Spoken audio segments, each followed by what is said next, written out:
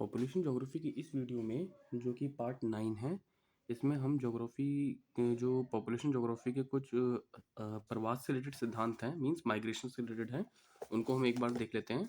ठीक है, देखिए सबसे पहले है आपका रेवेंस्टीन का प्रवास का सिद्धांत। ठीक है, रेवेंस्टीन एक ज्योग्राफर हुए हैं, उनका है रेवेंस्टीन का प्रवास का सिद्धांत। प्रवास संबंधी नियम का निर्धारण सर्वप्रथम रेवेंस्टीन द्वारा किया गया था। सबसे पहला पॉइंट आपके लिए क्या इंपॉर्टेंट है कि प्रवास संबंधित नियम का सबसे पहले निर्धारण किसने किया था? रेवेंस्टीन ने। ठीक है, उन्होंने अमेरिका यूरोपीय देशों में जनसंख्या के प्रवास का अध्ययन के आधार पर निम्न आधार पर नियम का प्रतिपादन किया। तो कौन कौन सी कंट्रीज हैं कि एक तो अमेरिका पर और यूरोपियन कंट्रीज पर। ठीक है, तो दो पॉइंट इसमें काम की क्या मिले कि रेवेंस्टीन का थ्योरी किससे रिलेटेड है?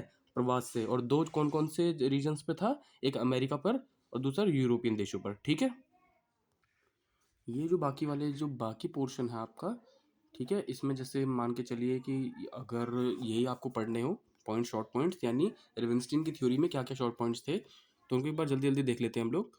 जैसे प्रवासी दूरी, अधिकांश प्रवासी थोड़ी दूर तक संचरण करते हैं। आपने देखा होगा मैक्सिमम माइग्रेंट्स क्या है, ज़्यादा दूर तक नहीं जाते, थोड़ी दूर तक ही माइग्रेट करते हैं। ठीक है, प्रवास क्रमिक रूप से बढ़ता है, क्रमिक मीन सीरियल सीरीज में बढ़ता है एक तरीके से। ठीक है, तीसरा क्या है? धारा एवं प्रतिधारा, प्रत्येक प्रवास की मुख्य धारा क्षतिपूर्ति होती है एवं प्रतिधारा उत्पन्न होती है। कहने का मतलब है काउंटर एंड जो काउंटर होती है और सिंपल जो ड्रिफ्ट वाली बात है। कहने का मतलब ये है कि हर जो प्रवास होता है उसकी क्षतिपूर्ति हेतु प्रतिधारा उत्पन्न होती है। प्रतिधारा मीन्स कहीं ना कहीं उसकी जगह जो खाली हुई होती है वो फुलफिलमेंट के लिए कोई दूसरे कारण होते हैं, जिससे कि कोई जगह अगर जो माइग्रेट की गई है किसी जगह से, तो उस जगह पर भी कोई ना कोई आता है। ठीक है, ग्राम नगर विभेदन, ग्रामीण लोगों की तुलना में नगरीय लोगों में प्रवास की भावना कम होती है। कहने का मतलब है ग्रामीण लोगों की तुलना में नगरीय लोगों की में प्रवास की भावना कम क्यों होती है? क्योंकि तो नगर में रह ही रहे होते हैं, वो तो कोई छोटी मोटी चीज़ों के लिए प्रवास करेंगे भी तो, लेकिन ग्रामीण लोग ज़्यादा प्रवास करते हैं शहरी सुख सुविधाओं के लिए। ठीक है, स्त्रियों की बहुलता, कम दूरी के प्रवास में स्त्रियों की बहुलता होती है, यानी अगर जो शॉर्ट डिस्टेंस के लिए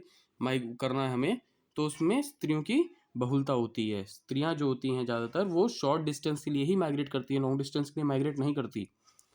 प्रौद्योगिकी प्रगति एवं विकास, प्रौद्योगिकी प्रगति के साथ प्रवास की मात्रा बढ़ती है। कहने का मतलब है जैसे जैसे टेक्नोलॉजी एडवांस होती है तो माइग्रेशन बढ़ जाता है। जानते हैं आप, हम अच्छी टेक्नोलॉजी लेने के लिए माइग्रेट करते हैं लोग। ठीक है, फिर आता है प्रवास के प्रेरक। प्रवास के मुख्य कारण आर्थिक होते हैं। बेसिकली क्या मानते हैं रेवेंस्टीन कि जो माइग्रेशन हो रहा है, ठीक है, प्रवास के मुख्य कारण क्या है? आर्थिक है। मीन्स बेसिकली लोग क्या करते हैं अपने लाइफ स्टैंडर्ड को ऊपर करने के लिए माइग्रेशन करते हैं। नगर एवं प्रवास, बड़े नगरों में प्राकृतिक वृद्धि की अपेक्षा प्रवास के कारण अधिक वृद्धि होती है। ठीक है, तो ये बहुत बेसिक पॉइंट्स हैं, आपको याद होते हैं तो अच्छी बात है, नहीं होते तो कोई बात नहीं, लेकिन रेवेंस्टीन की जो बेसिक चीज़ें हैं वो आपको याद रखनी है। ठीक है, जो मेन हेडिंग पॉइंट्स हैं। फिर आता है आपका ग्रेविटी मॉडल।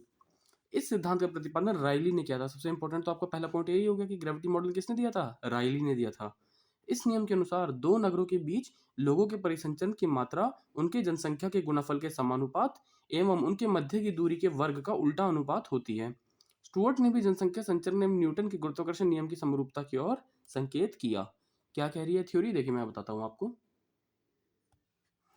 देखिए जो ग्रेविटी मॉडल है वो क्या कहता है आपका, जो रायली ने दिया था, ठीक है, वो ये कहते हैं कि इंटरेक्शन मीन्स अंतर क्रिया, इंटरेक्शन को हिंदी में बोलते हैं हम अंतर क्रिया। ठीक है, इंटरेक्शन जो है वो किसी रीजन, पॉपुलेशन 1 कोई रीजन है ये, ठीक है, इसकी पॉपुलेशन 1 और पॉपुलेशन 2 के बीच क्या होता है? मल्टीप्लीकेशन मीन्स लाइन के हिसाब से चलते हैं। देखिए यहाँ से तब आपको अच्छे समझ में आएगा।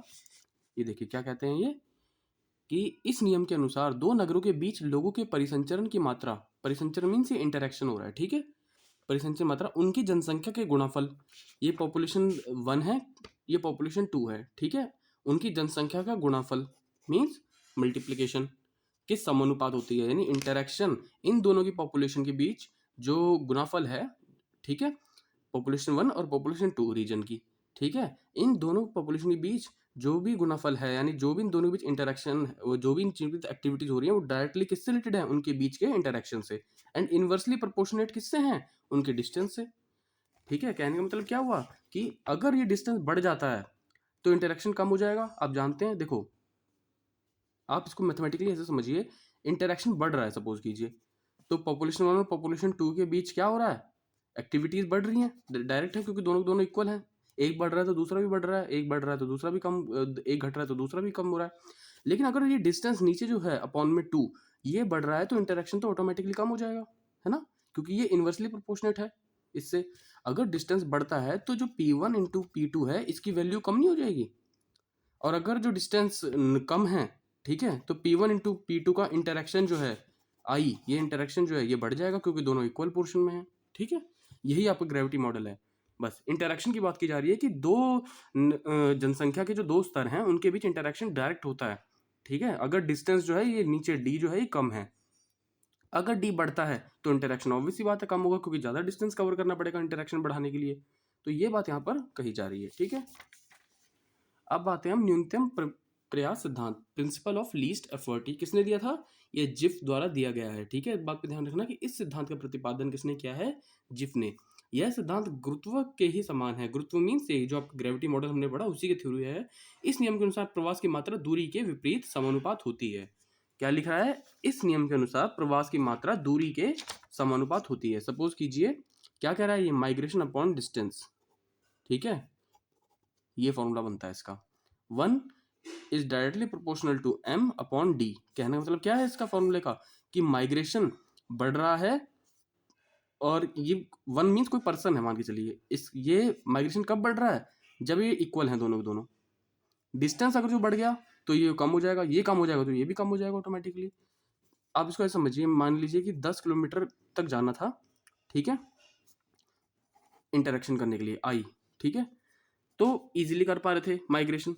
अब पता चला डिस्टेंस से 20 किलोमीटर हो गया, तो जो आई मीन्स इंटरेक्शन हो रहा था या माइग्रेशन जो हो रहा था, ठीक है, एम मान लीजिए, माइग्रेशन जो हो रहा था वो क्या कम नहीं हो जाएगा? अब पहले लोगों को 10 किलोमीटर वैसे लोग इजीली माइग्रेट कर रहे थे कि चलो ठीक है जाएंगे और कर लेंगे अपना काम, लेकिन अब उन्हें पता चला कि डिस्टेंस बहुत ज़्यादा बढ़ गया है। तो प्रिंसिपल ऑफ लीस्ट एफर्ट जो है, ये जो जिफ द्वारा दिया गया है, ये क्या कहता है? अगर डिस्टेंस बढ़ गया है तो प्रवास ऑटोमेटिकली कम हो जाता है। यही बात मैंने यहाँ पे लिखी है।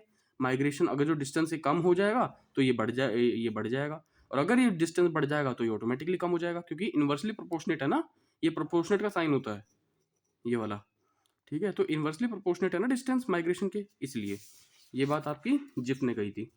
फिर आता है अंतराली अवसर मॉडल, इंटरविनिंग अपॉर्चुनिटीज मॉडल। इस सिद्धांत के अनुसार एक दी हुई दूरी में संचरण करने वालों की मात्रा उस दूरी पर उपलब्ध अवसरों की समानुपात एवं उपलब्ध अंतराली इंटरविनिंग के विपरीत होती है।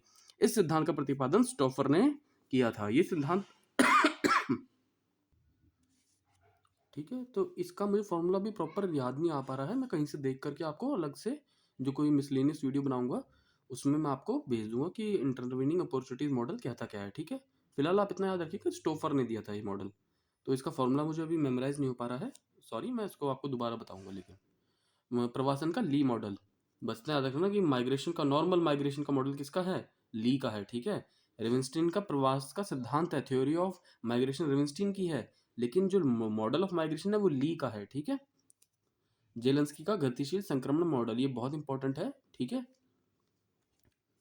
यहाँ लिखा है ना, जेलेंस्की के अनुसार प्रवास के मॉडल एवं जनसांख्यिकीय मॉडल के बीच समानता पाई जाती है। इन्होंने ये बात बोली थी, बस इनकी वाली बात आपको याद रखनी है। प्लस जो मोबिलिटी ट्रांजेक्शन मॉडल है वो किसने दिया था? जेलेंस्की ने दिया था, यानी गतिशील संक्रमण मॉडल किसका है? जेलेंस्की का है, ओके। तो इतना अभी आप फिलहाल इसमें प्रवास के जो हमने बेसिक सिद्धांत पढ़े हैं आप इनको याद रखिए, और मैं इस वाले के लिए इंटरविनिंग अपॉर्चुनिटीज के लिए मैं कोशिश करूंगा कि मैं आपको आगे बता सकूं, ठीक है। बाकी ये आपका कंप्लीट होता है, ओके।